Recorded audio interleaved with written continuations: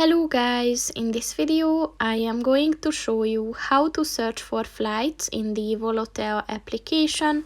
But first I just want to mention, don't forget to subscribe to my channel, because at 10,000 subscribers I am going to show you my whole YouTube revenue statistics and growth strategy, as well as how to make money online. Let's jump into it. First of all, open the application on your phone. And then just look for this section and click on the passengers button, where you have to set the number of adults, children or infants traveling with you.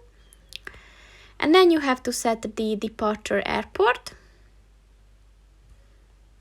And then the destination as well.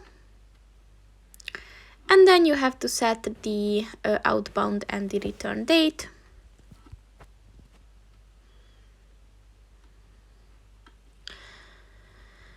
And as you can see, this is the available flight for that day with prices and everything. So that's pretty much it for this video, guys. See you in the next one.